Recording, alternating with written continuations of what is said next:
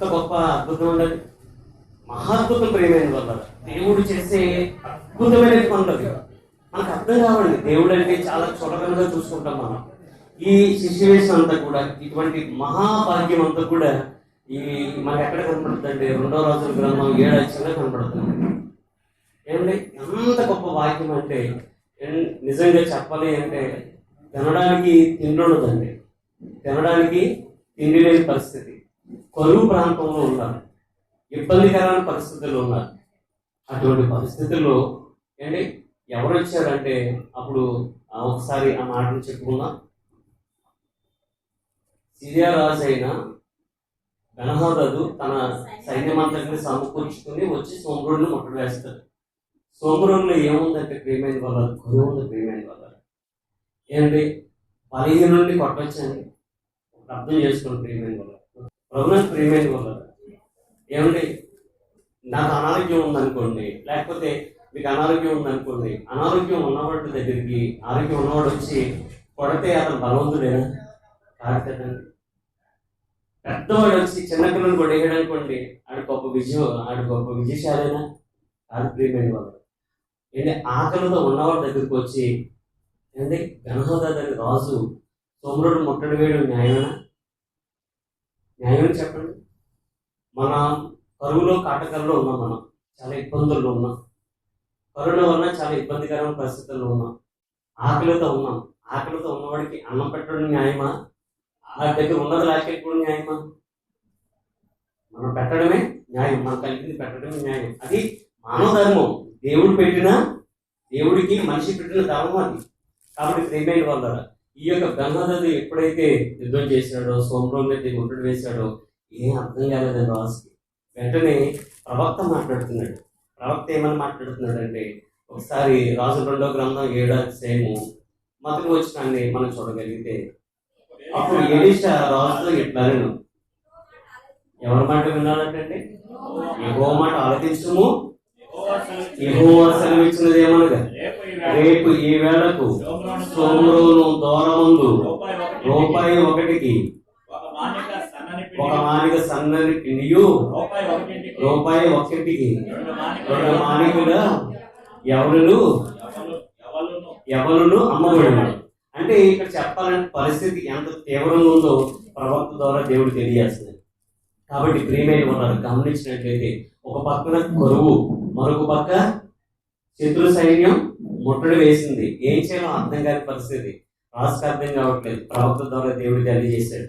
అయితే ప్రియమైన వాళ్ళ మనం చూడగలిగితే, అక్కడ అదే పట్టణంలో, సోమ్రోన్ పట్టణంలో కొంతమంది కుష్ఠరోగులు ఉన్నారండి.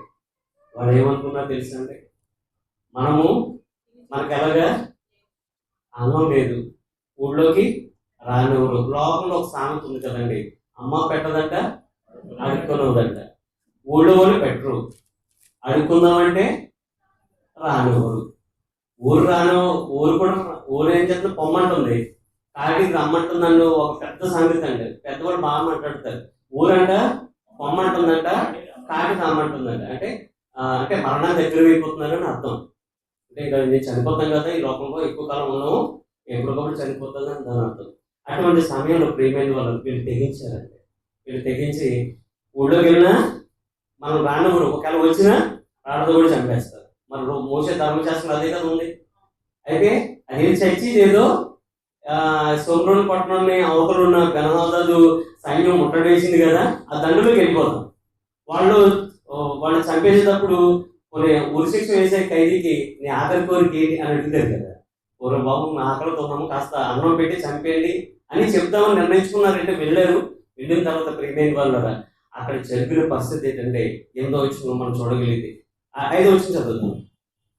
సంధి చీకటి యందు సిరియన్లో దండు పేటలోనికి పోవాలని లేచి, సిరియన్లో దండు వెలుపలి భాగమునకు వద్దకు రాగా ఎవరు కనబడకపోయారటండి, ఎవరు లేరంట. అయితే 6వ వచనంలో, యెహోవా రథముల ధ్వనియు, గుర్రముల ధ్వనియు, గొప్ప సమూహము ధ్వనియు సిరియను దండులకు వినబడుతుందటండి. అక్కడ వాస్తవానికి ఒక గుర్రం కూడా లేదు, ఒక గుర్రం లేదు, రథం లేదు. ఎవరు కాలు చెప్పుడు కుష్ఠరోగుల యొక్క కాలు చప్పుడు వాళ్ళకి ఎలా కనబడుతుందండి? గుర్రాల ధ్వని, రథాల ధ్వని. ఎమ్మటినే వీళ్ళకి ఏమని అనుకున్నారంటే, అయ్యో మనలను వేరే చోట నుంచి మోహరించారు, గుర్రాలు రథాలతో వస్తున్నారు అంటే ఇంకా వీళ్ళు ఒకటి అనుకున్నారు, గొప్ప సైన్యం వచ్చేస్తుందని చెప్పేసి వెంటనే కాల్ చేసి పారిపోయారండి. అక్కడ నిజంగా ప్రియమైన వాళ్ళ అక్కడ జరిగిన వాళ్ళ అంతే కాదండి, దేవుడు చేసిన అద్భుతాలు ఇవి. దేవుడు చేసిన అద్భుతాలు ఇవి. వాళ్ళ జీవితంలో కాదండి, మన జీవితంలో కూడా ఆయన చేస్తాడు. ఎందుకంటే మనకి అలవాటు అయిపోయింది ఏంటంటే, అవసరాలకు మనం దేవుని నమ్మకూడదు అనేసి, అవసరాలకు దేవుని నమ్మకూడదు అనే ఒక అలవాటు చేశారు. అవసరానికి నమ్మని బైబిలే చెప్పలేదు. అర్థమవుతుందండి? చిన్న చిన్న విషయాలకి దేవుని నమ్మకూడదు ప్రియమైన వాళ్ళ. జ్వరాన్ని, తలపోటు, ఇటువంటి వాటికి మనం దేవుని ఆశ్రయించకూడదు. దేవుడు ఆల్రెడీ మనకి బోల్డంత మెడిసిన్ ద్వారా, బోల్డంత ఒక విధంగా చెప్పాలంటే బోల్డంత మెటీరియల్ మనకి మార్కెట్లో పెట్టాడు. ఒక విధంగా చెప్పాలంటే ఏం ఆలోచించకుండా ఒక్కరోజు పడుకొని మీరు స్విచ్ ఆఫ్ చేసి స్విచ్ ఆఫ్ చేస్తే ఎంత ఒక రోజు కూడా ఒక్క ఫోన్ కూడా రాకుండా ఉంటే మీకు మనశ్శాంతి ఎలా ఉంటుందో, ఒక్క ఆనందం వచ్చినా మీ మెదడుకు రానికుండా మీ మెదడుకి రెస్ట్ ఇవ్వండి. మీకు ఎంత బాగుంటుందో తెలుస్తుంది మీ మెదడు, మీ యొక్క ఆరోగ్యం బాగుంటుంది, చక్కగా బాగుంటుంది. ఇది చాలా బాగుంటుంది ప్రియమైన వాళ్ళ. ముఖం పీకిపోతుంది ఏంటి, జుట్టు ఊడిపోతుంది ఏంటంటే మరి ఆలోచిస్తా కూర్చోండి. దేవుడేమో మీ గురించి చింతిస్తున్నాడు, మీరేమో ఇలా ఆలోచిస్తూ కూర్చున్నారు. కాబట్టి ప్రియమైన వాళ్ళ, మీరు ఆరోగ్యంగా ఉండాలంటే చింతించడం మానేయండి. ఏ రోజు చింత ఆ రోజు విడిచిపెట్టే ప్రియమైన వాళ్ళు. రేపు ఏం జరుగుతుందో మనకు తెలియదు, రేపటి గురించి మనకు ఎందుకు చెప్పండి, దేవుడు వద్దన్నాడు. కానీ ప్రియమైన వాళ్ళు అలాగే కుటుంబాలను మనం ఆలోచన చేసుకుంటామా? ఆలోచన చేసుకోం. కాబట్టి ప్రియమైన వాళ్ళ మన జీవితంలో అధైర్యపడే పరిస్థితులు చాలా వస్తుంది ప్రియమైన వాళ్ళ. ఒకటి కాదు, రెండు కాదు, చాలా అధైర్యపడే పరిస్థితులు, కుంగిపోయే పరిస్థితులు, మనసు నీరుగార్చే పరిస్థితులు, జీవితం మీద విరక్తి కలిగే పరిస్థితులు, మన యొక్క జీవితంలో ధైర్యం చెడిపోయే పరిస్థితులు చాలా చాలా చాలా చాలా జరుగుతాయి. కానీ ప్రియమైన వాళ్ళ అన్ని విషయాల్లో కూడా దేవుడు చెప్పేది ఒకటే. దేవుడు ఏం చెప్తున్నాడు? ఇశ్రాయేలు ప్రజలకు భయపడకండి అని చెప్పాడు. భయపడని చెప్పాడా? ఎప్పుడు చెప్పలేదండి. భయపడకండి, జడియకండి, నేనున్నాను మీకు, నేను తప్ప మీకు వేరొక దేవుడు లేడు అని ఖచ్చితంగా ఆయన మనకు ఒక భరోసా ఇచ్చాడు. ఒకసారి జమ్మూ కాశ్మీర్లో జరిగిన ఒక యథార్థ సంఘటన, అది బహుశా అందరికీ తెలిసి ఉంటుందండి. ఒక అమ్మాయి చేసిన ధైర్యం రాష్ట్రపతి చేత అవార్డు పొందుకుంది ప్రియమైన వాళ్ళ. కాబట్టి ఇక్కడ మనం చూడగలిగితే మావోయిస్టులు, టెర్రరిస్టులు కొంతమంది ఆ అమ్మాయి ఉండే ప్రాంతంలో చుట్టుముట్టినప్పుడు ఈ యొక్క కుటుంబం మీద కూడా దాడి చేయడానికి వచ్చారు. వెంటనే ఆ అమ్మాయి తిరగబడిందండి వాళ్ళ మీద. ధైర్యం చేసి తిరగబడి వాళ్ళని తరిమి కొట్టింది. AK-47 గన్ పట్టుకుంది, వాళ్ళ మీద ఫైర్ చేసింది. వెంటనే ఒక చిన్న పాపం మా మీద ఇలా ఫైర్ చేయడం అనేది ఆశ్చర్యపడి ఒక నుంచి వాళ్ళు పారిపోయారు. మావోయిస్టులను తరిమి కొట్టినందుకు, టెర్రరిస్టులను అక్కడి నుంచి తరిమి కొట్టినందుకు, వాళ్ళ మీద తిరగబడినందుకు జాతీయ పురస్కారాన్ని ఆ పాపకు అందించడం జరిగింది. ధైర్యంతో తీసుకున్న నిర్ణయాలు చాలా గొప్పగా ఉంటాయి ప్రియమైన వాళ్ళు. మనం నిజంగా ఆలోచన చేయగలిగితే ధైర్యంతో చాలా చాలా గొప్ప నిర్ణయం తీసుకోవచ్చు. కానీ మనం అప్పుడప్పుడు కొన్ని నిర్ణయాలు తీసుకుంటాం, అది మన దృష్టికి అది యథార్థంగా న్యాయంగా ఉంటుంది. ఒకసారి సామెతల గ్రంథం 18వ అధ్యాయం చూడండి. సామెతల గ్రంథం 18వ అధ్యాయము. బైబిల్ ఎప్పుడు తప్పు చెప్పదు ప్రియమైన వాళ్ళ. బైబిల్ని ఫాలో అవుతే నిజంగా ఎంత గొప్ప విషయాల్లో మనకు తెలుస్తాయి. సామెతల గ్రంథం ఎంత గొప్ప సంగతి మనం చూడగలిగితే, ఒకరి ఎదుట సరైన మార్గం ఒకరి మార్గము వాడి దృష్టికి యథార్థంగా కనబడు. అయితే ఒకరి దృష్టికి అతను ఎంచుకునే మార్గం ఎలా కనబడుద్దంటే పర్ఫెక్ట్ గా కనబడుద్దండి. ఇప్పుడు నేను తీసుకునే ఆలోచన నా దృష్టికి కరెక్ట్ గానే ఉంటుంది. అది నేను మీతో పంచుకున్నాను అనుకోండి, తప్పు ఒప్పో చెప్తాను నేను. అది మీరు తీసుకునే ఆలోచన మీ దృష్టికి కరెక్ట్ గానే ఉంటుంది, కానీ ఎదుటి వాళ్ళు అనుభవాలతో ఉన్నతో పంచుకోవాలి ప్రియమైన. నేను ఉన్నానండి, నా సమకాలీకులతో నా ఆలోచన పంచుకోకూడదు. ఎవరితో పంచుకోవాలి? నాకన్నా పెద్ద వయసు వారితో. ఇప్పుడు దానియేలు గారు లాంటి వాళ్ళతోటి, అలాగే ఎలీషా గారు లాంటి వాళ్ళతోటి, లేకపోతే సర్వేశ్వర గారు లాంటి తోటి, ఇటువంటి పెద్దవాడితో పంచుకుంటే వాళ్ళ జీవితంలో అనుభవాలు చెప్తారు.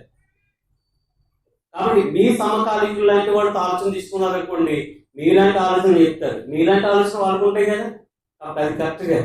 కాబట్టి ప్రేమైన వాళ్ళ జీవితంలో మనం బాగా పైకి ఎదగాలి అంటే ఏమండి, బాగా చివరి స్థాయి నుండి గొప్ప స్థాయికి వెళ్ళిన వాళ్ళు ఉంటారు.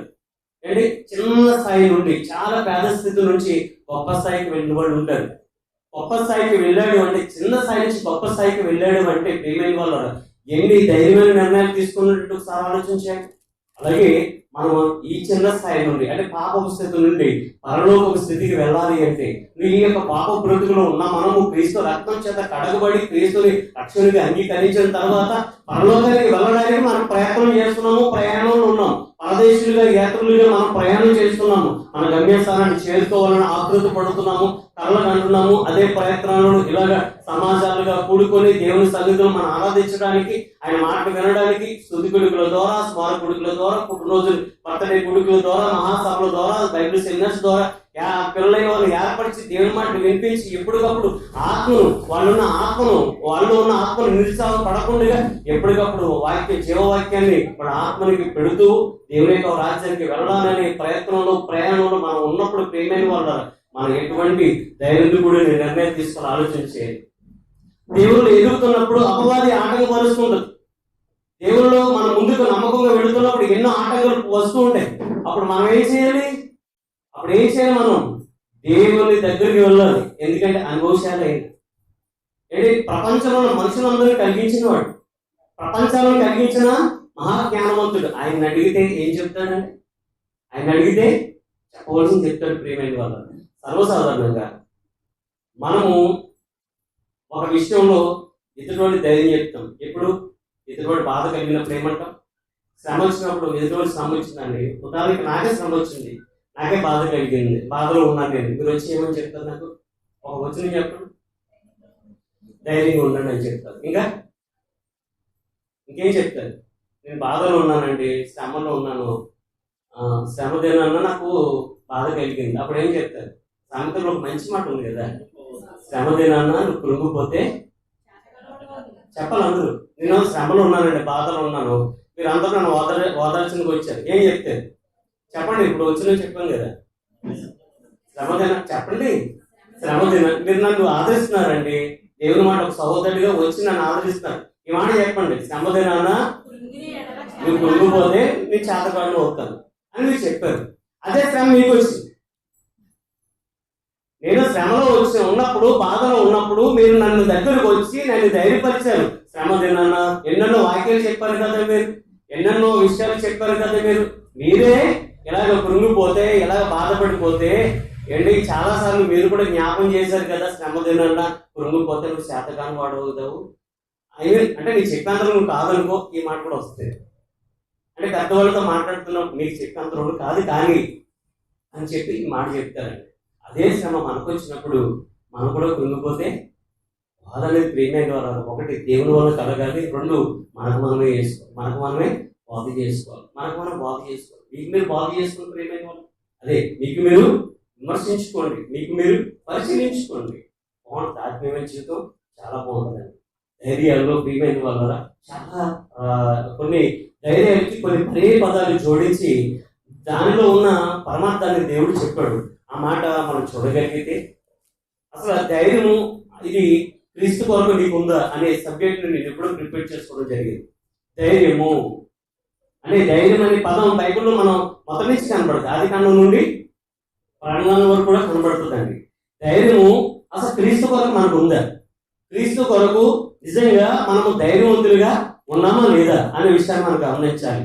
ధైర్యానికి కొన్ని పర్యాయ పదాలు మనం చూడగలిగితే ఫిలిప్పీ రాసిన పత్రిక మొదటి అధ్యాయం 14 చూడండి. అపోస్తలుడైన పౌలు ఫిలిప్పీ రాసిన పత్రిక మొదటి అధ్యాయం 14 చదువుకుందాం. ఎంత గొప్ప సంగతి అక్కడ ధైర్యం గురించి పౌలు గారు మాట్లాడుతున్నారు. నిజంగా ధైర్యం గురించి మాట్లాడాలి, పౌలు గారు మాట్లాడారు. దానికి అరువులు ప్రేమైన వాళ్ళ ఏంటి ఎంత చక్కని మాట. అందరూ తీస్తారండి. ఫిలిప్పీ రాసిన పత్రిక మొదటి అధ్యాయము 14 చదువుతారు. మరియు సహోదరులైన వారు ఎక్కువ మంది నా బంధకముల మూలముగా ప్రభువునందు స్థిర విశ్వాసం గలవారే. ఏంటంటే ఏమన్నాడు ఈయన? ఎంత చక్కగా నా బంధకముల యందు, నా బంధకం మూలముగా ప్రభునందు స్థిర విశ్వాసం గలవారే. ఈ రోజు ప్రభునందు స్థిర విశ్వాసం ఎలా కలుగుతుంది? దేవుడు నాకు అది చేశాడు, దేవుడు నాకు ఇది చేశాడు అనే తప్ప. అంటే ఒక విషయం చెప్తున్నానండి, ఐఎస్ఐ ప్రిపేర్డ్ అయిన వ్యక్తి ఏంటి, టాప్ అయిన వ్యక్తి, ప్రేమైన వాళ్ళ ఖచ్చితంగా ఐఎస్ఐ సెలెక్ట్ అవుతాడు. ఎందుకంటే అతనికి అర్హత ఉంది కాబట్టి సెలెక్ట్ అవుతాడు. ఏంటి, ఐఎస్ఐ చదవకుండా ఐఎస్ఐ ఇంటర్వ్యూకి వెళ్తే ఏమంటారు, అర్జెంట్ బయటికి ఇంటర్వ్యూ అంటారు. అవునా కదా? అసలు అక్కడికి లోపలికి వెళ్ళడానికి మన అర్హత లేదు, ఆ మెట్లు ఎక్కడానికి కూడా అర్హత లేదు. ఎందుకంటే ఐఎస్ఐకి మనం ప్రిపేర్డ్ కాదు. ఐఎస్ఐకి రోజుకి 18 గంటలు 16 గంటలు కష్టపడి చదువుతారు చాలా మంది. ఒక్కొక్కరికి 20 గంటలు కూడా చదువుతారు, నిద్రపోరండి. అంటే వాళ్ళు ఆ యొక్క సీట్ సంపాదించే వరకు, ఆ గోల్ సాధించే వరకు కూడా చాలా కష్టపడతారు ప్రియమైన వాళ్ళ. ఆలోచించండి. అయితే ఈ పౌలు గారు ఏమన్నారంటే, ప్రియమైన వాళ్ళ ఎక్కువ మంది అంట, ఎక్కువ మంది పౌలు గారిని వెంబడించిన వాళ్ళు ఎక్కువ మంది నా బంధకముల మూలముగా ప్రభువునందు స్థిర విశ్వాసం గలవారే నిర్భయముగా దేవుని వాక్యము బోధించుటకు మరి విశేష ధైర్యము తెచ్చుకున్నది. ఎటువంటి ధైర్యం తెచ్చుకున్నారంట? విశేష ధైర్యము. ఎప్పుడైనా విన్నారు ఈ మాట?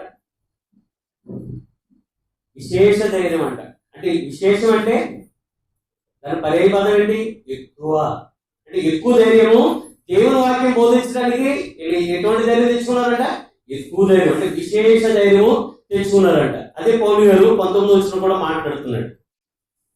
అదే ఫిలిప్పీయులకు రాసిన పత్రిక 19 వచ్చి, మరి నేను ఏ విషయంలో సిగ్గుపడగా ఎప్పటి వలనే ఇప్పుడు పూర్ణ ధైర్యంతో బోధించడం వలన నా బ్రతుకు మూలమైనా సరే, సావు మూలమైనా సరే నేను ప్రభువుని ప్రకటిస్తానండి. కాబట్టి ఇక్కడ చూడగలిగితే ప్రియమైన వాళ్ళ ఎటువంటి ధైర్యం అంటే పూర్ణ ధైర్యం. పూర్ణ ధైర్యం కలిగిన వాడికి కనీసం ఒక ఆవగింజంతా భయపడే గుణం ఉంటుందంటారా? పూర్ణ ధైర్యం కలిగిన వారికి. ఈ రోజున చాలా మంది ప్రియమైన వాళ్ళ ఈ 6 దాటిన తర్వాత 7 దాటిన తర్వాత పక్కింటికి వెళ్ళమంటే నా భయం బాగోదు.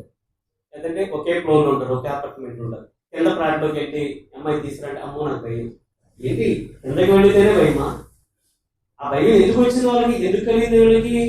అసలు కిందకి వెళ్ళడానికి భయం అన్నారంటే ప్రియమైన వాళ్ళ ఎలాగ పెంచుతున్నారంటే పిల్లలు ఈ రోజున ఆలోచన చేయగలిగితే ఎటువంటి పెంపకం జరుగుతుందంటే, ఒక సింహం కానీ ఒక పులి కానీ ప్రియమైన వాళ్ళ కూర జంతువులు అడుగులో ఉంటే ఎలా ఉంటాయో, జూలో ఉంటే ఎలా ఉంటాయో అలా ఉంది పిల్లల పరిస్థితి. ఈరోజు జూలో ఎలా ఉంటాయంటే ఒక లిమిట్గానే ఉంటాయి. ఇంకా దానికి వేటాడడం, స్వచ్ఛందంగా వేటాడడానికి ఏముండదు. ఎందుకంటే కాళ్ళ దగ్గరికే భోజనం వస్తుంది, దానికి వేటాడే స్వభావం కోల్పోతుంది. కానీ అడవిలో ఉంటే వేటాడుతుంది ప్రియమైన వాళ్ళ. ఆహారం కొరకు కష్టపడుతుంది, కష్టపడే స్వభావం ఉంటుంది. కానీ జూలో ఉన్న వాటికి అది ఏముండదు. ఈ రోజున పిల్లలు కూడా ఆ విధంగానే ఉన్నారు. కానీ వాళ్ళు మానసికంగా వాళ్ళ యొక్క మనసును ఎప్పటికప్పుడు కూడా సిద్ధపరుస్తూ ఉండాలి. ఇకపోతే మనం విశేష ధైర్యము విన్నాము, పూర్ణ ధైర్యం విన్నాము. మొదటి దశలోని పత్రిక 2:2 చూడండి. దశలోని రాసిన మొదటి పత్రిక 2:2 మీరు ఎదిగినట్టే మేము ఫిలిప్పులో ముందు శ్రమపడి అవమానం పొంది ఎంతో పోరాటంతో దేవుని సువార్తను మీకు బోధించుటకై మన దేవుని యందు ధైర్యం తెచ్చుకుంటామని మీకు తెలియను. అంటే దేని యందు ధైర్యం తెచ్చుకున్నారంట? దేని యందు? దేవుని సువార్తను మీకు బోధించడానికి. అక్కడ ఏమని మాట్లాడుతున్నారు? దేవుని వాక్యాన్ని ప్రకటించడానికి. వాళ్ళకి పూర్ణ ధైర్యం, విశేష ధైర్యం ఉందా వాళ్ళకి? మనకి ఏ ధైర్యం చెప్పండి? మనకి ఏదైనా ధైర్యం ఉందా? ఒక విధంగా ఎక్కడో దాకా. ఎందుకంటే ఏమంటే వాక్యం చదవండి అంటే ముందుగా ప్రార్థన చేయండి అంటే అంటే ఎప్పుడు కూడా ప్రార్థన చేసేవాళ్ళు చేస్తున్నారు, ఎప్పుడు కూడా వాక్యం చదివేవాళ్ళు చదువుతున్నారు. ఇది అంటే చాయిస్ ని మీరు వాళ్ళకి ఇచ్చేస్తున్నారు, అవకాశాన్ని వాళ్ళు మీకు ఇచ్చేస్తున్నారు. ప్రియమైన వాళ్ళు అర్థం చేసుకోనండి. నా యొక్క కోరిక ఏంటంటే మీరందరూ ప్రార్థన చేసే వారికి ఉండాలి, మీరందరూ కూడా వాక్యం చదివే వారికి ఉండాలి, మీరందరూ కూడా వాక్యాన్ని బోధించే వారికి ఉండాలి. అలా తయారైపోవాలి మీరు అందరూ కూడా. నా యొక్క ఆలోచనలన్నీ కూడా ఒక విధంగా చెప్పాలంటే అలాగ స్టాక్ అయిపోయి ఉన్నాయి. వాటర్ వెళుతున్నప్పుడు, వాటర్ ప్రవాహం వెళుతున్నప్పుడు ఏమనలేదు అనుకోండి, చక్కగా వెళ్ళిపోతుంది. అది ఏదైనా అడ్డుపడితే వాటర్ ఏమవుతుంది, ప్రవాహం ఆగిపోతుంది, తర్వాత జాయిగా వెళుతుంది. పక్క నుంచో లేకపోతే ఎటైతే పలమైందో అటు నుంచి వెళ్ళిపోతుంది. కానీ ప్రవాహం ఏమవుతుంది, ఆగిపోతుంది. ప్రియమైన వాళ్ళు అందరూ ప్రార్థన చేసుకోవాలి ఉండాలి. అంటే వచ్చే వారి నుంచి నేను ఒక షెడ్యూల్ తయారు చేస్తాను ప్రతిదినం. ఇంకా మీరు రండి అనదు.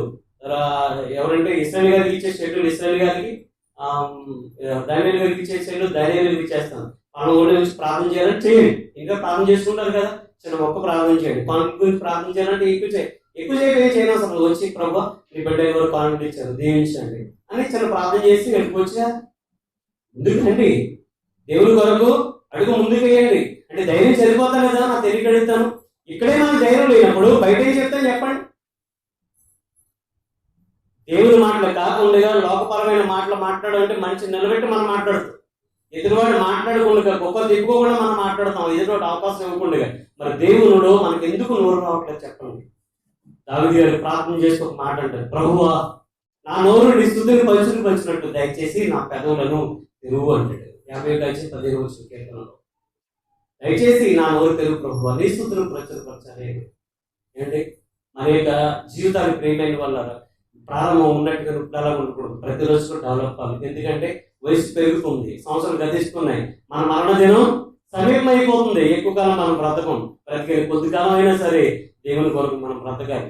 మన యొక్క క్రియల ద్వారా, మన యొక్క ప్రవర్తన ద్వారా మనమే ఈ నిజంగా చెప్పాలంటే నిజంగా దేవుని కుమారుడు అంటే ఈయన దేవుని కుమార్తె అంటే ఎలా ఉండాలి అని ఖచ్చితంగా మనం చూసి ఎదుటి చెప్పుకునే విధంగా ఉండాలి.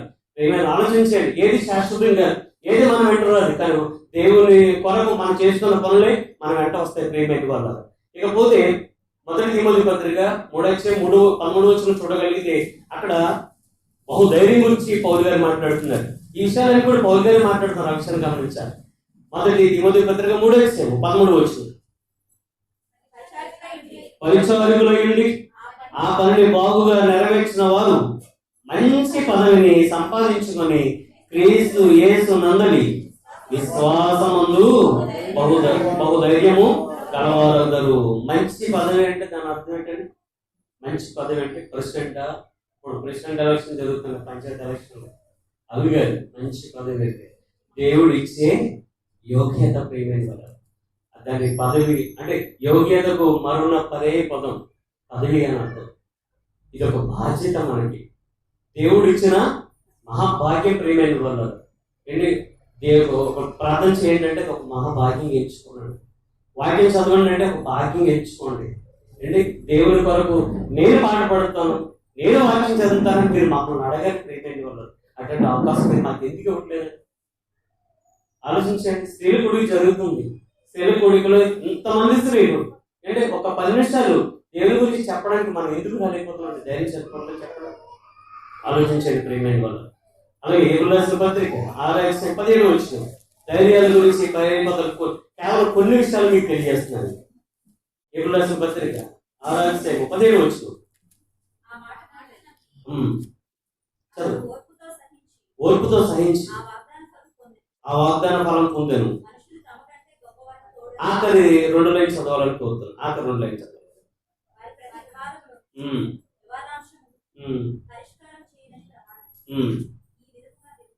చదవండి. 17-18 కలిసి ఉంటాయి.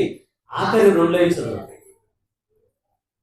నిశ్చలమైన 2 సంగతులను బట్టి మన ఎదుట ఉంచబడిన నిరీక్షణను చేపట్టుటకు శరణాగతులమైన మనకు బలమైన ధైర్యము కలుగునట్లు ప్రమాణం చేసి వాగ్దానము నిలబడి. ఎటువంటి ధైర్యం అంటే బలమైన ధైర్యం. శరణాగతులమైన మనకు ఏంటి? మనం దేవుని శరణు వచ్చి ఉన్నామా? దేవుని పాద సన్నిధికి శరణు వచ్చామా లేదా? ఆయన శరణు వచ్చాడా, మనం శరణు వచ్చాడా? మనము దేవుణ్ణి ప్రభు అని బతిమాలుకోవాలా? ఆయన మరణమ్మ అని బతిమాలుకుంటాడు. ఆయన గత్యంతరం లేదు ప్రియమైన వాళ్ళు. దేవుడు అవకాశం ఇస్తున్నాడు. ఇక ప్రతి వారం ఇలాగ అవకాశం ఇస్తున్నాడు. ఇక నిన్న మొన్న 3 రోజులు కూడికలు జరిగింది. అది ఒక అవకాశం ఇచ్చాడు. ఈ వేరే ఎవరి ద్వారానే అవకాశం ఇస్తుంటాడు. దేవుని మాటలు తెలియజేస్తూ ఉంటాడు. అలాగే మనం బ్రతుకున్నంత కాలం అవకాశం ఇస్తూనే ఉంటాడు. ఎప్పటి వరకు అంటే ఒక లిమిట్ ఉండదు ప్రేమైన. తర్వాత ఆయన వదిలేస్తాడు, పట్టుకుంటాడండి. ఆయన మిమ్మల్ని అలా పట్టుకుంటాడు. ఆయన బాధ కలిగింది, ఎప్పుడైతే బాధ కలిగిందో విడిచిపెట్టేస్తాడు. అప్పుడు మనము ప్రభు అంటే లాభం లేదు ప్రేమ. అటువంటి అవకాశము మనం దేవుని కొరకు ఖచ్చితంగా మనము ధైర్యం కలవాలని ఉండాలి. అదే 13వ అధ్యాయము. ఎటువంటి ధైర్యం అంటండి? బలమైన ధైర్యము. తర్వాత ఎప్పుడు రాసిన పత్రిక 13వ అధ్యాయం 6వ వచనం. 13వ అధ్యాయం 6వ వచనం. కాబట్టి ప్రభువు నాకు సహాయకుడు, నేను భయపడను, నరమాత్రుడు నాకేమి చేయగలడు అని మంచి ధైర్యంతో చెప్పగలవారని మీరున్నారా? అటువంటి మంచి ధైర్యం కలవారని మీరున్నారా? 1 విశేష ధైర్యం, 2 పూర్ణ ధైర్యం, 3 దేవుని యందు ధైర్యం, 4 బహుధైర్యం, 5 బలమైన ధైర్యం. 6 మనం చదువుకున్నదండి. అంటే మంచి ధైర్యం ఉందంటే చెడ్డ ధైర్యం కూడా ఉందని అర్థం. అంటే చెడ్డ ధైర్యం ఏంటి? లోకంలో తీసుకుంటామే, లోకంలో మన ఇష్టసరం బ్రతకడానికి తీసుకునే నిర్ణయాలు ఉంటాయి. తాగుతుంటాడు చాలా మంది, భయం కూడా ఉండదు. ఎప్పుడు తాగకపోతే ఎప్పుడు తాగుతాం, ఇప్పుడు ఎంజాయ్ చేయకపోతే ఎప్పుడు ఎంజాయ్ చేస్తాం అని ఒక బరి తెగింపు ఉంటుంది. అంటే లోకాన్ని కొరకు బ్రతికేవాడు ప్రేమైన వాళ్ళ కనీసం తల్లిదండ్రుల భయం లేకుండా, అలాగే పెద్దల భయం లేకుండా, మన చుట్టుపక్కల వారి భయం లేకుండా బ్రతుకుతున్న వాళ్ళు ఎలా వీళ్ళందరూ కూడా ఎలా బ్రతికే వాళ్ళందరూ కూడా బరితెగించే బ్రతుకుతున్నారు ప్రేమైన వాళ్ళు. వీళ్ళందరూ కూడా కనీసం దేవుడు అంటే భయం ఉండాలి కదండి. దేవుడు భయం లేదు, తల్లిదండ్రులు భయం ఉండాలి కదా, పెద్దలంటే గౌరవం ఉండాలి కదా. ఏమో ఉండ ప్రేమైన వాళ్ళు. ఎవరైతే నాకేంటి అన్న లెక్కలేని తత్వంతో ఎవరిని కూడా లెక్క చేయలేని మనస్తత్వంతో ఈ రోజు చాలా మంది అటువంటి పరిస్థితులు ఉన్నారు. తాకరా చచ్చిపోతారా, కుటుంబం నాశనం అయిపోతారా, పిల్లలు అన్యాయం అయిపోతారంటే అప్పుడు మందు దిగినప్పుడు వింటాడు, తర్వాత తాగేస్తూ ఉంటాడు ప్రేమైన. తర్వాత ఏదో రోజున బాడీలన్నీ కూడా పోతాయి. తర్వాత ఇటు కాటికి వెళ్తాడు, కుటుంబం అంతా కూడా రోడ్డు పనులు అవుతుందండి. ఆలోచించిన ప్రియమైన వాళ్ళ నిజంగా మంచి చెబుతున్న వారికి ఈ రోజు మంచి చెప్పేవాడు ఎలా ఉంటాడు అంటే చాలా చులకన భావం కలిగిన వాడు ఉంటాడు. ఏంటి ఇలా మాట్లాడుతుంటాడు. నేను 7వ తరగతి చదువుతున్నప్పుడు సాక్రటీస్ గురించి నాకు శాస్త్రంలో చెప్పారండి. నేను ఎప్పుడో 7వ తరగతి అంటే ఇంచుమించుగా 20 సంవత్సరాల పైన మాట. అది ఇప్పుడు కూడా నాకు జ్ఞాపకం ఉంది. సాక్రటీస్ నన్ను అలా ఉండకూడదు, ఇలా ఉండదు అని మంచి చెప్పేవాడు అండి. అప్పుడు ఎవరంటారు చెప్పండి, ఈ ఏంటి పిచ్చినట్టుగా మాట్లాడుతున్నాడు, ప్రతి ఒక్కరితో కూడా బాగున్నాడు అని అడుగుతున్నాడు, మందు తాగొద్దు అంటాడు, సిగరెట్ తాగొద్దు అంటాడు, వ్యభిచారం చేయొద్దు అంటాడు, దొంగతనం చేయొద్దు, మంచిగా ఉండాలి అంటాడు. కాబట్టి ఈడు మన మధ్యన ఉండడానికి అర్హుడు కాదని చెప్పేసి విషయం పెట్టి చంపేశారంట. ఊరు వాళ్ళందరూ కూడా ఏం చేశారు, అలా అప్పుడు ఉన్న ప్రజలందరూ కూడా విషయం పెట్టి చంపేశారండి. తర్వాత నష్టం జరుగుతుండదు కదండి. నష్టం జరిగిన తర్వాత సాక్రటీస్ చెప్పిన మాటలు జ్ఞాపకం వచ్చినాయండి. అయ్యో, ఒక మంచి వ్యక్తిని మనం పొట్టను పెట్టేసుకున్నామే, చంపేసుకున్నాం. అలాగే ఆ రోజున సాక్రటీస్ని చంపేశారు. అయితే ఆనాడు యూదులందరూ కూడా ఏం చేశారు, మహారక్షకుడైన క్రీస్తుని చంపేసుకున్నారు ప్రియమైన వాళ్ళు. ఏంటి వాళ్ళకి చంపకపోతే యేసుక్రీస్తు చనిపోరా? తండ్రి ఆలోచన వేరుగా ఉంది. తండ్రి అలాగే ఆయన చనిపోవడానికి వచ్చారు. పుట్టిన వాళ్ళందరూ కూడా ఏమవ్వాలి, మరణించాలి ఖచ్చితంగా. అది దైవ నిర్ణయం. యేసుక్రీస్తు వారి యొక్క మరణం ఖచ్చితంగా జరుగుద్ది. వీళ్ళెందుకు తొందరపాటు ప్రియమైన వాళ్ళు? ఇస్కరియోతు యొక్క తొందరపాటు జరిగింది. ప్రజల యొక్క వెంటనే చంపేయండి, సిలువేయండి అంటే యేసుని చంపేయండి అని కేకలు వేశారు. ఆ ధైర్యం ప్రియమైన వాళ్ళు. యేసు నమ్మండి అంటే ఎంత బాగుంటుందండి. మనం కూడా సువార్తకు వెళ్ళినప్పుడు క్రీస్తుని నమ్మండి అంటే ఎవరు నమ్మరండి. నమ్మకుండగా వీళ్ళు క్రీస్తుని నమ్మకుండగా మరణించి నరకానికి వెళ్ళిపోయిన తర్వాత అప్పుడు అంటారు వాళ్ళు ఏమంటారు, రక్షించండి. ఎవరు రక్షిస్తారు చెప్పండి ప్రియమైన వాళ్ళు. భూలోకంలో మనకి ప్రాణం ఉండగానే క్రీస్తుని మనం అంగీకరించగలిగితే, క్రీస్తుని సురక్షణగా అంగీకరించగలిగితే, నిజంగా ఆయన చెప్పిన మాట ప్రకారం మన జీవితం ఉంటే, దేవుడు కోరుకున్నట్టుగా మన జీవితం ఉంటే, మనం మరణించిన తర్వాత దేవుడు ఎక్కడైతే ఉంటాడో అక్కడికి వెళ్ళిపోతామండి. పరలోకమా లేకపోతే ఇంకో ప్లేస్ అనే విషయం మనం పక్కన పెడితే, దేవుడు పరలోకం లోకమే కరెక్టే, కానీ ఆయన ఎక్కడ ఉండే మనం అక్కడ ఉండే ప్రియమైన వాళ్ళు. ఎంత భాగ్యం చెప్పండి, ఆలోచించేయండి. కాబట్టి ధైర్యం అంటే ఏంటనుకున్నా తెలుసా అండి, మన ముందు ఒక సవాల్ లాంటిది కానీ లేకపోతే మన ముందు ఒక సమస్య ఉంటుంది చూసారా, దీన్ని ఒక ఎదుర్కొనే ఒక సాధనం లాంటిది ప్రియమైన వాళ్ళు. నిజంగా ధైర్యం అంటే ఎదిరించడం, పోరాటం చేయడం ఇవి వేరు. మన ముందు ఒక ఒక సవాలు కానీ ఒక సమస్య ఉందనుకోండి, దాన్ని ఎదుర్కోవడానికి ఈ సాధన ఏం చేస్తుంది? ధైర్యమైన సాధనం నీకు ఉపయోగపడుతుంది. ప్రియమైన వాళ్ళ ఆలోచించేయండి. దేవుడు ఏ విధంగా ఎలా ధైర్యపరుస్తున్నాడు, ఏ విధంగా దేవుని కొరకు ఎలా బ్రతికారు అని భక్తుల యొక్క జీవితాల్లో మనం చూడగలిగితే వాళ్ళ తెగింపు వండర్ఫుల్. ప్రియమైన వాళ్ళ ఏంటి, యేసుక్రీస్తు వారినే చాలా దారుణంగా చంపేశారు. కానీ పౌలు గారిని, అపోస్తుల్ని వీళ్ళు కూడా చాలా భయంకరంగా చంపారండి. కానీ వాళ్ళు ఆ ధైర్యం విడిచిపెట్టలేదండి. వాళ్ళు మరణించే వరకు కూడా ధైర్యం విడిచిపెట్టలేదు. ప్రభు ముందు చెప్పాడు, మరణం వరకు నమ్మకంలో బ్రతికితే, మరణం వరకు కూడా నమ్మకం బ్రతికితే ఏంటి ఉపయోగం? జీవితం ఇస్తాను అలా కోరిక అదే. చంపేస్తారా? చంపేయండి. చంపితే మనకు ఉపయోగం ఏంటి? నాకు వచ్చే ఉపయోగం ఏంటి? జీవికరణను పొందుకుంటాను. నిత్యం జీవించే అవకాశం నేను పొందుకుంటాను. ఇక్కడ మరణిస్తే అక్కడ నేను బ్రతుకుతాను అనే ఒక దృఢ సంకల్పం, ధైర్యంతో తీసుకున్న నిర్ణయం. ప్రియమైన వాళ్ళ ప్రభువు యేసుక్రీస్తు వారు మరణించిన తర్వాత, ఆయన మరణించిన తర్వాత పునరుత్థానం అయిన తర్వాత పేతురు ఏమన్నాడు? పేతురు ఏం చెప్పాడు? నేను ఫస్ట్ నా యొక్క వృత్తి ఏంటి? చేపలు పట్టుకోవడం. నేను చేపలు పట్టుకొని వెళ్ళిపోతున్నానని వెళ్ళిపోయాడు. అప్పటికి ఇంకా వాళ్ళు పరిశుద్ధాత్మను పొందుకోలేదు. వాళ్ళు ఇంకా దేవుని యొక్క శక్తిని పొందుకోలేదు. నిజంగా చెప్పాలంటే క్రీస్తుని పరిపూర్ణంగా వాళ్ళు అర్థం చేసుకోలేదు. ప్రేమైన వాళ్ళ అయితే మిగిలిన వాళ్ళు కూడా మేము కూడా వచ్చేస్తామన్నారు. తర్వాత వెంటనే ప్రభువు వాళ్ళకి సముద్రం మీద ప్రత్యక్షమయ్యాడు. పిల్లరా ఆకలేస్తుంది, ఏమైనా ఉందా అని అడిగాడు. పోతామని భయపడ్డారు. భయపడకండి. ఆయన ఏమన్నాడు? భయపడకండి. ఎక్కడ మాట్లాడినా తుఫాను జరిగింది, తుఫాను వచ్చిందండి. ప్రభువు శిష్యులు వెళ్తున్నారు, ఆ దూరంలో తుఫాను వచ్చింది. ఏమన్నాడు ఆయన? భయపడకండి. మన నుంచి పునరుద్ధరణ తర్వాత ప్రత్యక్షమైన తర్వాత ఏమన్నాడు? భయపడకండి అంటాడు. అంటే సహజంగా మనలో ఏముంటది? భయం ఉంటుంది. సర్వసాధారణంగా మనకు భయం ఉంటుంది. కానీ దేవుడు చెప్పే మాట ఏంటంటే భయపడొద్దని. బైబిల్లో చాలా చోట్ల ఉందండి. ఒక ఆయన మాట్లాడుతూ బైబిల్లో 360 సార్లు ఉందన్నాడు. మరి ఉందో లేదో నాకు తెలియదు, నేను అయితే లెక్క పెట్టలేదు. కానీ చాలా మనకి బైబిల్ తెరిచేయకూడదు. పేజీకి 1 సార్లు 2 సార్లు 3 సార్లు మనకు భయపడకండి అని మాట కనబడుతూనే ఉంటుంది. దేవుడు ఎంత ధైర్యపడుతున్నాడు. దేవుడే భయపడద్దని నీవు చెప్తున్నప్పుడు నువ్వెందుకు భయపడుతున్నావు? ఆలోచించండి ప్రియమైన వాళ్ళు. దేవునిలో మనం ఉన్నాం, దేవుని కలిగి ఉన్నాం. సర్వ సృష్టిని సృజించిన సృష్టికర్తను మనం కలిగి ఉన్నాం. ఆయన మనకు తోడుగా ఉన్నాడు. మన జీవితాల్లో మన యొక్క వ్యక్తిగత జీవితాల్లో కానివ్వండి, కుటుంబ పరంగా కానివ్వండి, ఎన్నో మనలను కృంగదీసే సంఘటనలు జరుగుతున్నా, బాధపరిచే సంఘటనలు జరుగుతున్న ప్రేమైన వల్ల దేవుని యొక్క వాక్యము మనం బలపరుస్తుంది. బాధ కలిగినప్పుడు ఏది మనకి మందు? వాక్యం మనకు మందు. ప్రేమైన వల్ల బాధలో నెమ్మది ఇచ్చేది ఏంటి? వాక్యం. ఏంటి? యోబు గారు మాట అంటాడు, మనం అందరం కూడా దేనికి కర్తనం అంట? దేనికి కర్తనం? ఆధారం కర్తనమా, బాధ కర్తనమా? బాధకే. ప్రియమైన మనం బ్రతికినంత కాలం ఇది బాధ వస్తూనే ఉంటుంది. ఈరోజు సంతోషం ఉంటుంది, రేపు బాధ ఉంటుంది, మరలా సంతోషం ఉంటుంది. అంటే వర్షకాలం ఇప్పుడు ఇది శీతకాలం జరుగుతుంది, తర్వాత ఏ కాలం? ఎండాకాలం, తర్వాత ఏ కాలం? ఇది ఒకసారి జరిగిందా? అలాగా రొటీన్ అవుతుందా?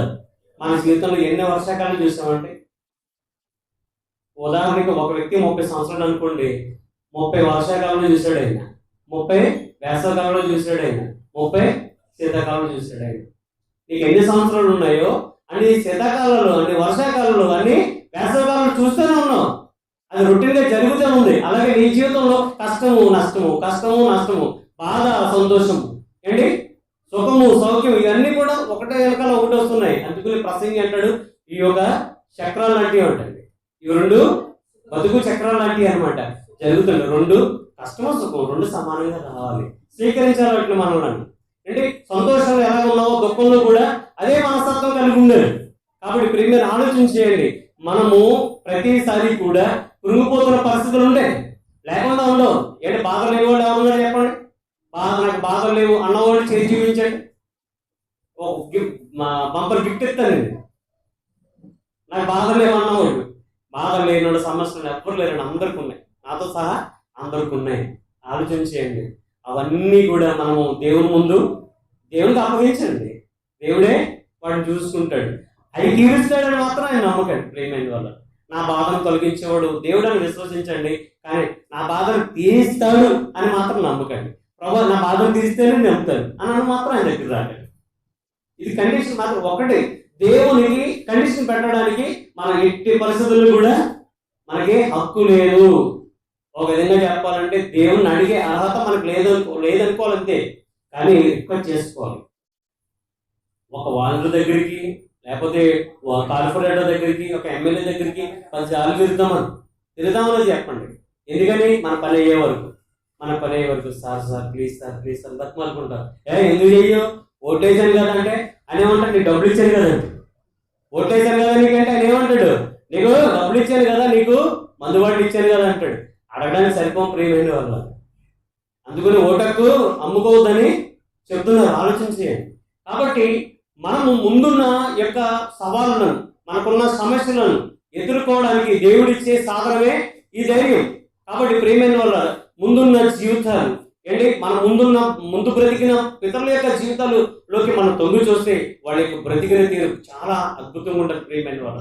సర్వసాధారణంగా మనం ఆలోచన చేయగలిగితే నిజంగా మన యొక్క భక్తి దేని మీద ఆధారపడి ఉంటుంది, అసలు దేని మీద బేస్ అయ్యి ఉంది అని మనం చూడగలిగితే సామెతల గ్రంథం 14:26 సామెతల గ్రంథం 14:26 అక్కడ ఏది అసలు ధైర్యం పుట్టిస్తుంది అనే విషయాన్ని అక్కడ ప్రసంగి గారు తెలియజేస్తున్నారు. ఆ మాట మనం చూద్దాం. యెహోవా యందు భయభక్తులు కలిగి ఉండుట ఏం ధైర్యం పుట్టిస్తుంది? ఎప్పుడంటే ధైర్యం పుట్టిస్తుందట? గొప్ప ధైర్యం. ఏంటి? ఏ ధైర్యం అంట? గొప్ప ధైర్యం. ఇందాక ఎన్ని ధైర్యం చెప్పుకున్నాం? 1 విశేష ధైర్యం, 2 పూర్ణ ధైర్యం, 3 దేవుని ధైర్యం, 4 బహుధైర్యము, 5 బలమైన ధైర్యము, 6 మంచి ధైర్యం, ఇప్పుడు గొప్ప ధైర్యం. ధైర్యం కామన్గా ఉంటుంది, కానీ ఆ యొక్క పరిస్థితులను బట్టి ధైర్యం చేసే పనులు చూడాలి ప్రియమైన వాళ్ళు. బలమైన ధైర్యం అంటండి. కాబట్టి ఇంకా ఆలోచించండి. అంటే యెహోవా యందు భయభక్తులు కలిగి ఉండుట బహుధైర్యాన్ని పుట్టిస్తుంది ప్రియమైన వాళ్ళు. అంటే మనకు బహుధైర్యం కావాలంటే ఎవరి మీద ఆధారపడి ఉండాలి? దేవుని మీద ఆధారపడి ఉండాలి. దేవుని యందు భయభక్తులు కలిగి ఉంటేనే బహుధైర్యాన్ని పుట్టిస్తుంది. అంటే నీ ధైర్యం దేని మీద బేస్ అయి ఉండాలి? ఇప్పుడు భయభక్తుల మీద బేస్ అయి ఉండాలి. ఆ భయభక్తులు ఎవరి మీద బేస్ అయి ఉండాలి? దేవుడి మీద బేస్ అయి ఉండాలి. కాబట్టి ప్రియమైన వాళ్ళు, మనం అంటే దేవుడు అంటే భయము భక్తి లేకుండా, నిజంగా చెప్పాలంటే దేవుడు అంటే భక్తి ఉందేమో కానీ భయం లేదండి. దేవుడు అంటే నిజంగా మనిషి సహజంగా చేసే పనులు ఏంటంటే మొదట్లో బాగానే ఉంటాడు, తర్వాత ఏం చేస్తూ అన్నట్టుగా ఉంటాడు. అవునా కదండి? మనిషి యొక్క తత్వాలు ఉంటుందండి. అంటే ఒక సిస్టమేటిక్ మనం పెట్టుకున్నప్పుడు ఆ సిస్టమేటిక్ మనం ఫాలో అవ్వాలి. దేవుడు ఒక సిస్టమేటిక్ పెట్టినప్పుడు ఆ సిస్టమేటిక్ ఫాలో అవ్వాలి. ఈ లోకాన్ని చూడొద్దు అన్నాడు. లోకం వైపు చూడొద్దు, లోకంలో ఉన్నాం కానీ లోకం వైపు చూడకూడదు. ఈ లోకంలో ఉన్నంత నేత్రాశ, శరీరాశ, జీవడము అవి నా వలన పుట్టాయి కాదు, నా వలన కన్నీ కాదని తండ్రి చెప్పాడు. లోకం తండ్రి వలన కన్నీ కానివి మనకెళ్ళి చెప్పండి. నీ తండ్రి నీకు చిన్నప్పుడు ఇప్పుడు నాకు పిల్లలు ఉన్నారు, మీకు పిల్లలు ఉన్నారు. మన పిల్లలు ఆడుకోవడానికి కొన్ని ఆట వస్తువులు తీసుకొస్తాం. ఆట వస్తువులు తీసుకొచ్చినప్పుడు ప్రేమైన వాళ్ళరా, ఆట వస్తువులు మన పిల్లలకు మనం ఇస్తాం. మనం ఇచ్చినప్పుడు వాళ్ళు ఆడుకుంటారు. అదే కాకుండా పక్కింట్లో ఇంకో తండ్రి ఉంటాడు, వాళ్ళకు కుటుంబం ఉండాలి, వాళ్ళ పిల్లలు కూడా తీసుకొస్తాడు. మన పిల్లలు అవి తీసుకొస్తారు అనుకోండి, సిస్టమేటిక్ ఏమవుతుంది? దెబ్బతింటుంది ప్రియమైన వాళ్ళ. మనం పెట్టే సిస్టమ్ ఎలా ఉండాలి? మన కుటుంబం పరిధిగా ఉండాలి, కానీ వాళ్ళతో కుటుంబం పరిమితి ఉంటుంది. మన పిల్లలు బాగోవాలని ఎలా కోరుకుంటామో ప్రతి తల్లిదండ్రులు కూడా అలా బాగోవాలని కోరుకుంటారు. ఆలోచించండి ప్రియమైన వాళ్ళు. కానీ మన యొక్క ధైర్యము దేని మీద ఆధారపడి ఉండాలంటే దేవుని యొక్క భయభక్తుల మీద ఆధారపడి ఉండాలి. నిజంగా భక్తి, నిజంగా భయము, ఈ 2 సాధించాలి అంటే, ఈ రెండింటిని మనం టచ్ చేయాలంటే, ఆ యొక్క స్థితికి వెళ్ళాలంటే చాలా చాలా చాలా చాలా వాటిని దాటుకుని వెళ్ళాలి. పేతురు గారు చెప్తారు ఈ విషయాలన్నీ కూడా. కాబట్టి ప్రేమను ఆలోచించండి. అంటే దేవుని కొరకు ధైర్యం మనకుందా, దేవుని కొరకు బ్రతికే ధైర్యం మనకుందా అనే విషయాన్ని కూడా మనం గమనించాలి. ఇకపోతే ఇంకొక 2 విషయాలు దేని మీద ఆధారపడి ఉంటుంది, అసలు ధైర్యం ఏ విషయాల మీద ఆధారపడి ఉంటుంది అనేది మనం చూడగలిగితే మరొక మాట మనం చూడండి. సామెతల గ్రంథం 28వ మొదటి వచనం. సామెతల గ్రంథం 28వ మొదటి వచనం. ఎవడను తరమకుండానే దుష్టుడు పారిపోను. నీతిమంతుడు సింహం వలె. అంటే సింహం ధైర్యం ఉంటుందా, తిరిగిదా? ధైర్యం ఉంటుంది ప్రేమ. దాని ధైర్యమే నిజంగా చెప్పాలంటే దాని ధైర్యం సింహం యొక్క ధైర్యం చూస్తే చాలా ముచ్చటేస్తుందండి. తన హుందతనం చూడండి. ఆ ముఖంలో ప్రేమైన వల్ల అస్సలు భయం కనపడదండి. దాని యొక్క నడుస్తుంటే ఆ యొక్క టీవీ చూస్తే ప్రేమైన వల్ల టీవీ అండి, టీవీ కాదు, అది నడిసే టీవీ. అది హుందతనం నిజంగా చాలా ముచ్చటేస్తా. నిజంగా జురాసిక్ అదేంటి యానిమల్ ప్లాంట్ లో కానీ ఇంకా కొన్ని జంతువు సంబంధించిన ఛానల్స్ వస్తుంటాయి.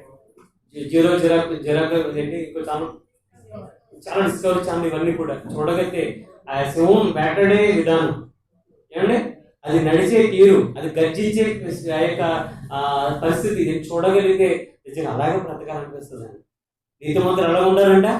సింహం వల్లే ధైర్యంగా ఉంటారు. సింహం ఇప్పుడు ధైర్యంగా ఉంటుందండి, దానికి అసలు ఏమో ఉండదు. ఎందుకంటే ప్రతిదీ కూడా దానికి భయపడుతుంది, ప్రతిదీ కూడా దానికి లోబడుతుంది. ప్రియమైన వాళ్ళు వేటాడిందంటే ఖచ్చితంగా చంపలేదండి. వేటలో ఎప్పుడు కూడా వెనకడుగు వేయడానికి అది ఎప్పుడు కూడా ఎటువంటి పరిస్థితుల్లో చూడదు. కాబట్టి ఆలోచించండి. నీతిమంతులు కూడా సింహంతో పోల్చడం అంటే ఒకసారి మీరు ఆలోచించండి. సింహం యొక్క పరిస్థితి మన కళ్ళెదుట మనకు కనబడుతుంది, నీతిమంతుల యొక్క పరిస్థితి కూడా బైబిల్లో మన కళ్ళెదుట మనకు కనబడుతుంది.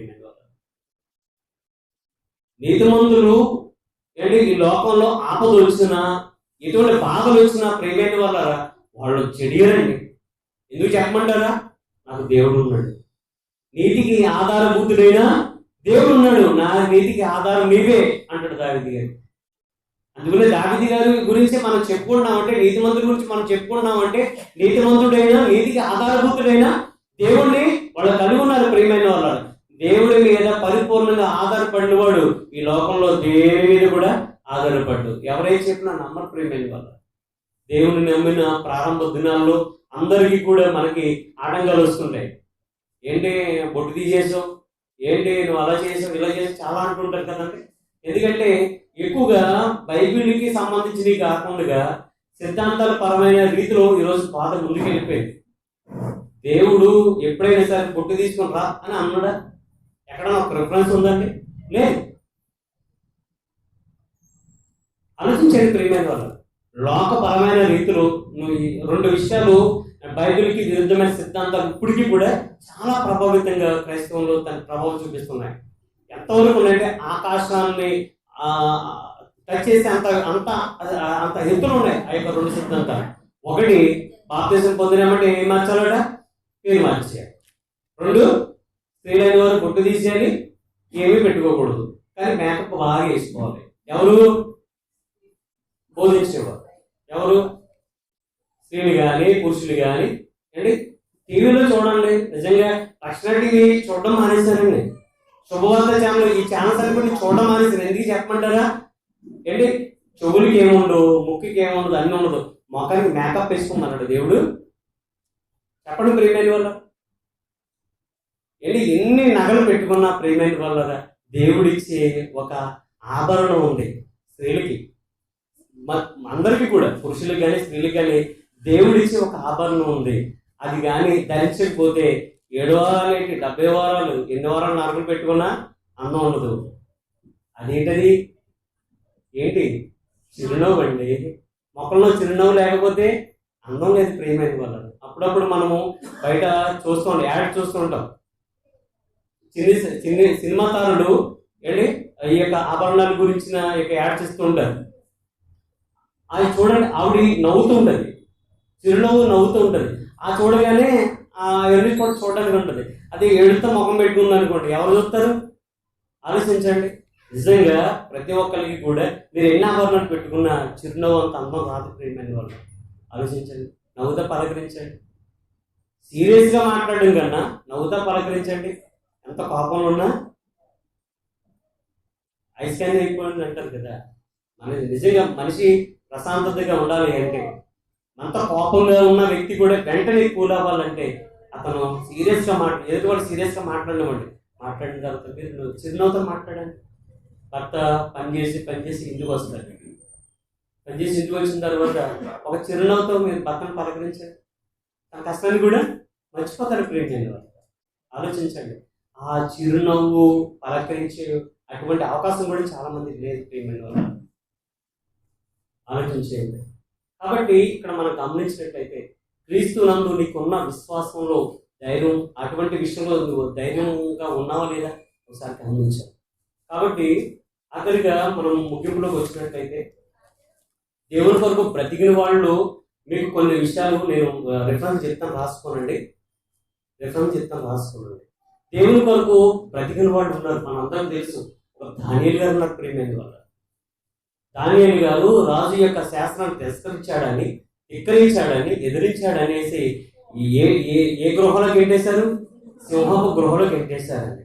సింహపు గృహలో గెంటేసినోడు ఖచ్చితంగా చనిపోతాడు, అవునా కదా? సింహాలు బ్రతకనిస్తాయా? ఎప్పుడో కానీ రాదు అటువంటి ఫుడ్. రోజు ఈ జింకలు, కోళ్ళు ఏవో వస్తుంటాయి ఆహారం, అవి బోరు కొట్టేసి ఉంటుంది. మనిషి ఎప్పుడో కానీ రాడు ప్రేమైన వల్ల.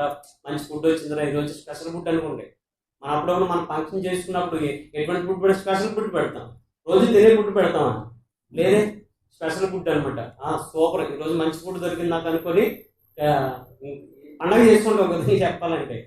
కానీ దానియేలుని సింహభవన్లో వేసేస్తే ధైర్యంగా వెళ్ళిపోయాడు బాబు. ఆ ధైర్యం పెట్టి ధైర్యంగా వెళ్ళిపోయాడు ఆయన.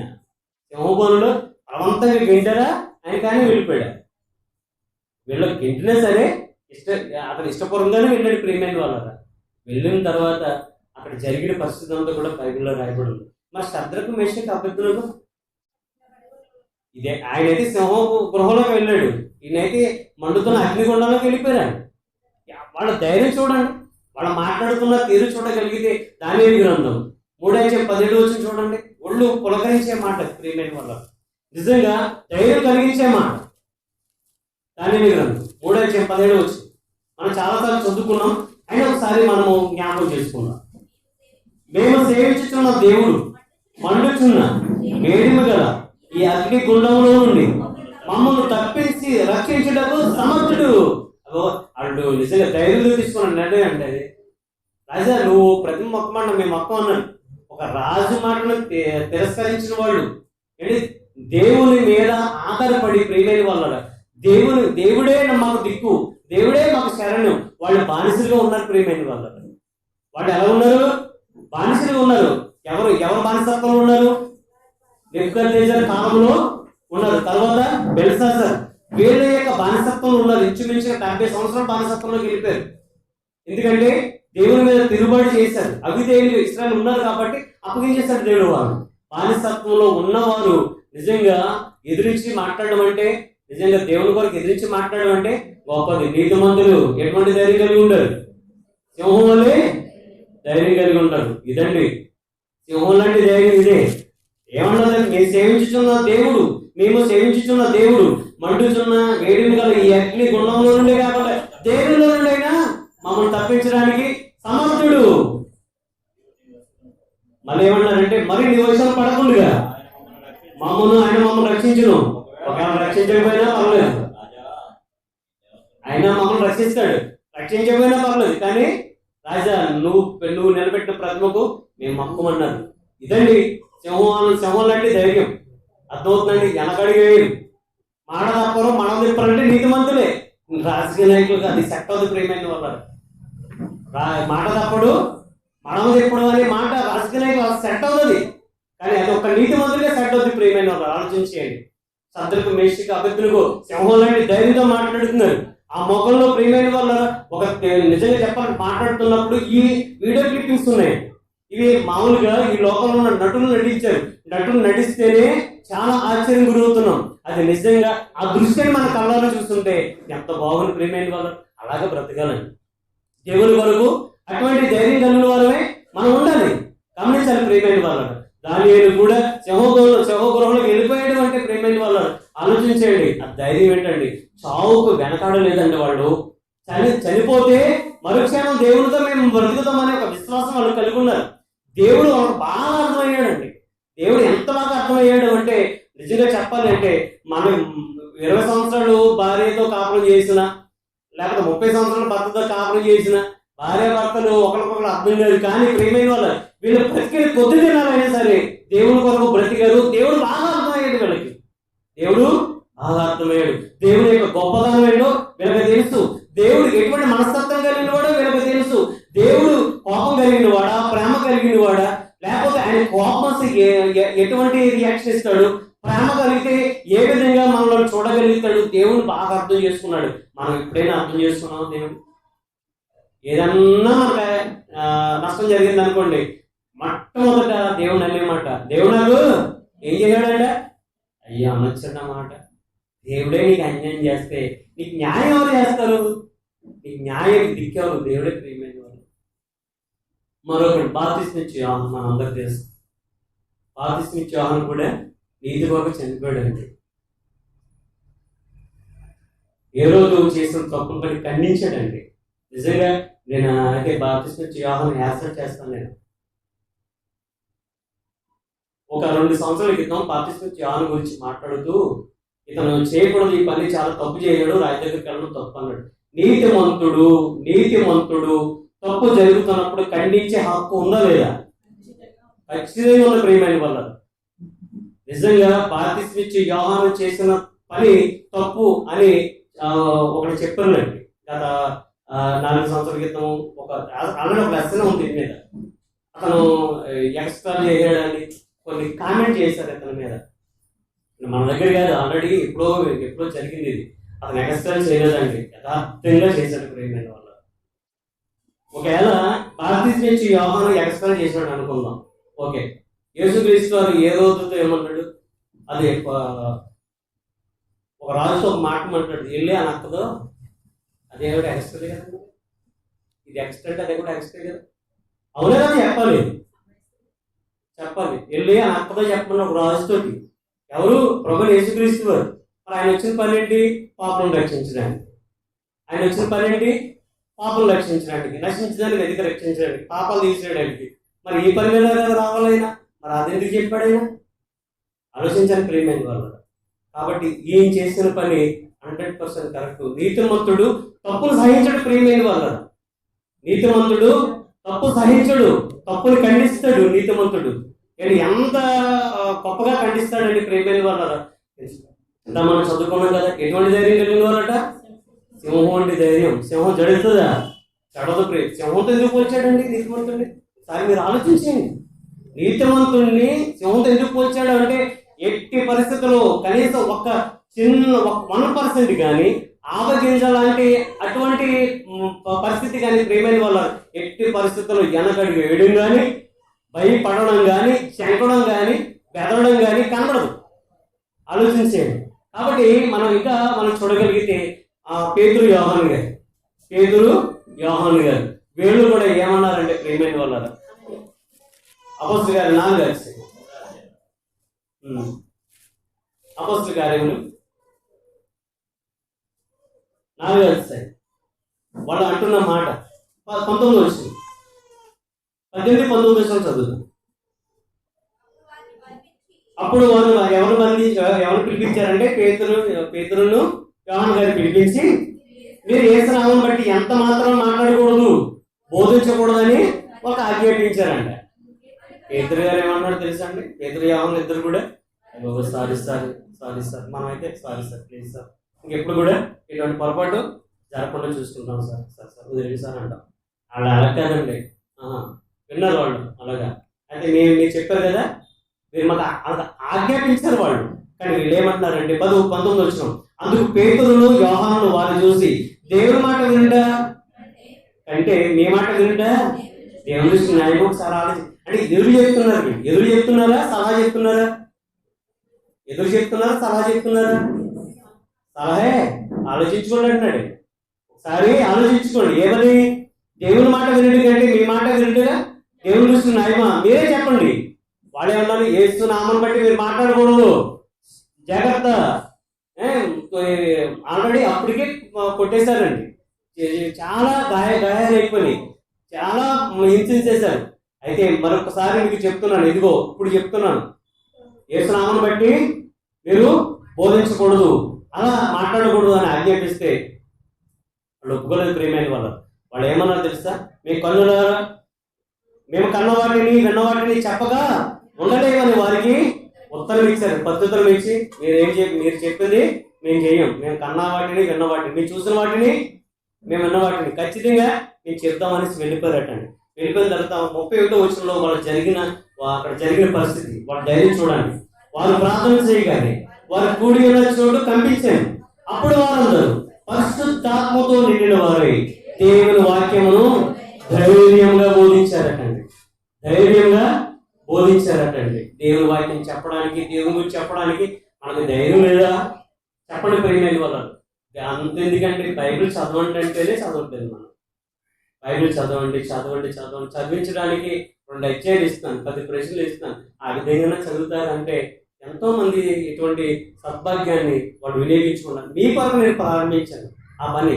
ఈ రోజున ఇంచుమించుగా అనేక మంది దాన్ని వినియోగించుకున్నారు. మీరెందుకు వినియోగించుకోవట్లేదు నాకు అర్థం కావట్లేదు.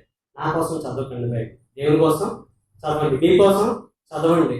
ఇప్పుడు 1 గంట మెసేజ్ వింటారు మీరు, ఎన్ని మాటలు వింటారండి? ఎంత గురించి తెలుసుకుంటారు మీరు? మహా అయితే కొంచెం తెలుసుకుంటారు, 1% 2% మీకు తెలిస్తే. అది ప్రతిరోజు బైబిల్ చదివితే ప్రతిరోజు దేవుడి గురించి మీకు తెలుస్తుంది. ప్రియమైన వాళ్ళ, నేను చెప్పేదానికంటే మీరు డైరెక్ట్ గా ప్రతిరోజు మీరు బైబిల్ చదివితే ఎన్నో విషయాలు మీకు తెలుస్తాయి. అర్థమవుతుందండి? ఆలోచించండి ప్రియమైన వాళ్ళ. ఎందుకు ఈ మాట ఆలోచించండి ఎందుకు అంటున్నానంటే ఆ మాట మీరు నోట్ చేసుకుంటారండి.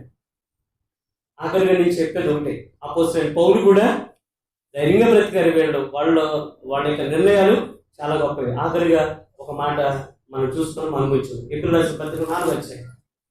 మనము ఎప్పటి వరకు ధైర్యంగా ఉండాలి, మనం ఎప్పటి వరకు కూడా ధైర్యంగా ఉండాలి అనే మాటలు మనం చూసుకొని చదువుకొని మనం ప్రార్థన చేసుకుందాం. ఎప్పుడు రాసిన పత్రిక 4 వచ్చాము, 16 వచ్చిన ప్రేమ 4 వచ్చాం 16 వచ్చాం.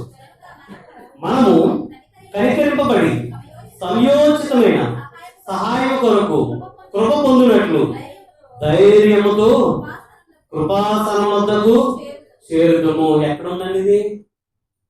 కృపాసనం వల్ల ఎక్కడున్నది? ఇదిగో దేవుని సన్నిధిలో మనం ఉన్నాం. శాశ్వతమైన దేవుని సన్నిధి ఎక్కడ ఉంటుంది? పరలోకంలో దేవుడి దగ్గర. అక్కడికి చేరే వరకు కూడా నువ్వు ధైర్యం విడిచిపెట్టకూడదు. నీ ధైర్యం ఎప్పటి వరకు ఉండాలి అంటే కేవలం 1 గంట, 1 పూట, 1 రోజు, 1 నెల, 1 సంవత్సరం కాదు. నువ్వు మరణించే వరకు కూడా ధైర్యాన్ని విడిచిపెట్టకు. మరణించే వరకు కూడా దేవుని కొరకు ధైర్యాన్ని విడిచిపెట్టకు. దేవుని కొరకు ఏదైనా చెప్పే అవకాశం కలిగినా, దేవుని విషయంలో ఎటువంటి అవకాశం వచ్చినా నువ్వు సద్వినియోగం చేసుకోవాలి. వెనకబడొద్దండి. ఎన్ని సంవత్సరాలు ఇంచుమించుగా ఇక్కడ ప్రారంభించి, ఇక్కడ సువార్త ప్రారంభించి, సంఘాన్ని ప్రారంభించి ఇంచుమించుగా 10 సంవత్సరాల పైన అయిపోయింది. ఇంకా అక్కడే మనం కూర్చుంటామా? చెప్పండి. ఇక్కడ రారా మీరు? ఎప్పుడు నేను ఉంటానా? శాశ్వతంగా నేను ఉంటాను చెప్పండి. ఆలోచించండి ప్రియమైన వాళ్ళ. నిజంగా దానియేలు గారు స్వార్థపూర్తిగా ఆలోచిస్తే నాకు అవకాశం ఇవ్వకూడదు, రవికుమార్ గారికి అవకాశం ఇవ్వకూడదు, వాళ్ళ అబ్బాయికి అవకాశం ఇచ్చుకోవాలి. వాళ్ళ అబ్బాయిలు వస్తున్నారా? రాజు కానీ ప్రసాద్ కానీ వస్తున్నారు కానీ వెనకుండే కదా ప్రోత్సాహపరుస్తున్నారు. మనం ఇప్పుడు నేను, అలాగే జాషువా గారు, అలాగే రవికుమార్ గారు ఎందుకు వచ్చాక వాక్యం చెప్తున్నారు?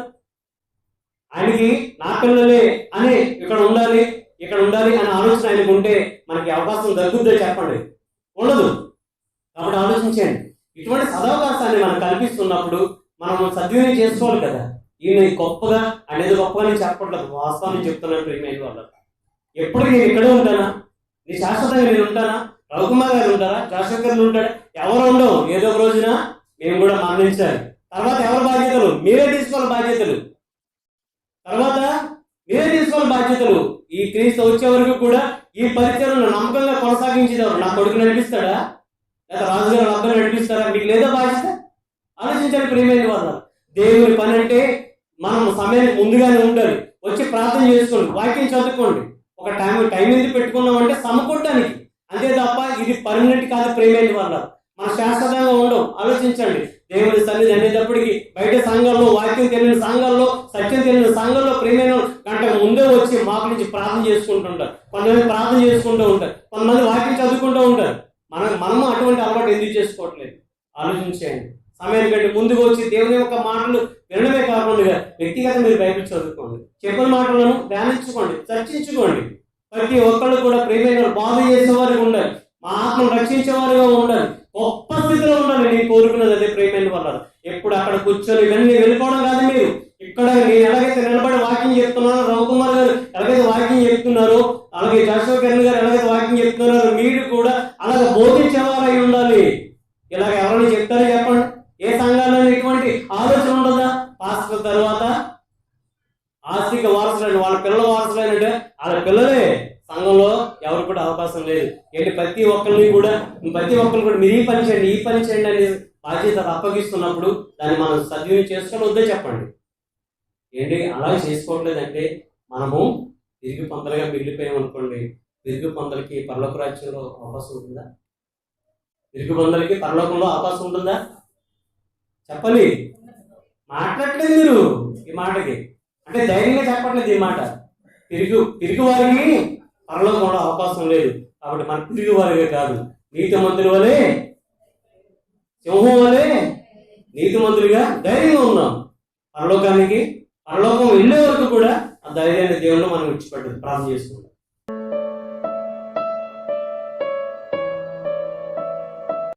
పరిశుద్ధుడా ప్రేమించిన తండ్రి, నీ మహాకృపను బట్టి తండ్రి ఇంతవరకు మనం సజీవన కొంచెం కాచిపడ్డారు. ఇదిగో తండ్రి ధైర్యం గురించి కొన్ని మాటలు మాత్రమే తండ్రి పిల్లలు తెలియచేయడానికి, నన్ను నేను హెచ్చరించుకుని నీ పిల్లలు తెలియచేయడానికి కృపను అనుగ్రహించినందుకు నీ కృపను మమ్మల్ని అందరూ కూడా బలపరచుకుని సహాయం దయచుకున్నది. ప్రార్థన సమయం చేసుకుని పట్టుకుని దయచుకున్నాను. మిగిలిన కార్యక్రమాన్ని నామహిమలు జరిగించుకున్నాను. యేసుక్రీస్తు వారు కూడా ప్రార్థన చేస్తున్నాను.